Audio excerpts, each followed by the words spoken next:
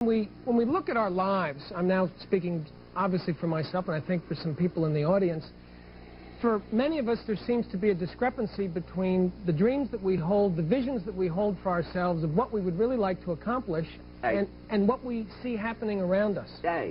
But this is primarily because of the habitual ritual that your society has created of not believing that your imagination, that your thoughts, and that your desires do, in fact, have an effect upon your physical reality. Not only an effect, but they are responsible for creating it to begin with.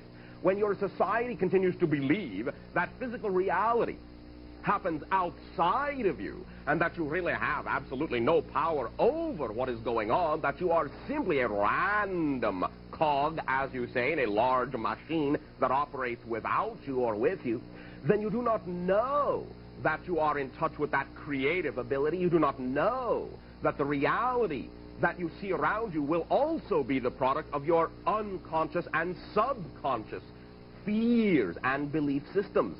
The idea is to bring this awareness to conscious level so that you can know that what you see around you may be the product of what you have been taught to fear might be true, what you have been taught to believe might be true against your desires, against your preferences, and to be in control of knowing that once you acknowledge that you are creating what is around you anyway, you know you are in control of it and you can change in the directions you prefer to.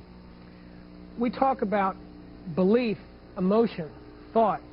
These being, I believe, as you put it, the keystones or the cornerstones of the prism. We are a crystalline structure. Our body has, obviously, an energy field. And those three things, belief, emotion, and thought, is what creates the reflection? Is what creates what you call your persona, your personality. You see, your persona, your personality, the person that you believe yourself to be, you consider yourself to be in this life, in this focus, is not exactly the totality of who and what each and every one of you is. It is an artificial construct. It is one of your many faces. As a total being, a total energy being, you span all time, all space, and you project many aspects, if you will, of yourself into many different dimensions of reality and experience and expression. So each and every one of those faces, each and every one of those persona, being an artificial construct, is like a prism. And like a glass prism, it will take the white light, the homogeneous light of the total consciousness that you are, and passing that light through the prism of belief, emotion, and thought, it will break that light down into the diversified spectrum of the immediate, specific physical reality you hold at any given moment to be true and real for you.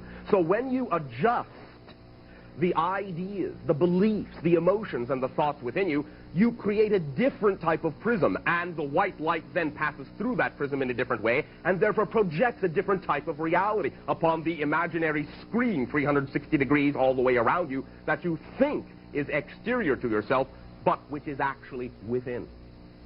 So it's fair to say if we are experiencing a reality that is less than pleasant for us, in no small part, we are responsible for that. Yes, but we do not mean to imply that that means blame. Responsibility, total responsibility for the creation of your reality means ultimate freedom in that way. And it takes acknowledging that you have created it, perhaps acknowledging that you may have unconscious or subconscious beliefs or fears within you that can attract these realities, negative though they may be to you. And in recognizing that you have those beliefs, in acknowledging that you have those fears, then you own them. And simply remember, if you wish to change anything, you cannot transform something you do not own. So first you must own the idea that what you do experience in your life is your creation. That puts you squarely, as you say, in control, as you say, in the driver's seat. And then you can steer your vehicle through life along the path you desire, once you know you are firmly in control. But the easiest way to do that is to recognize that the reality you experience is your creation to begin with, even though it may be a subconscious creation.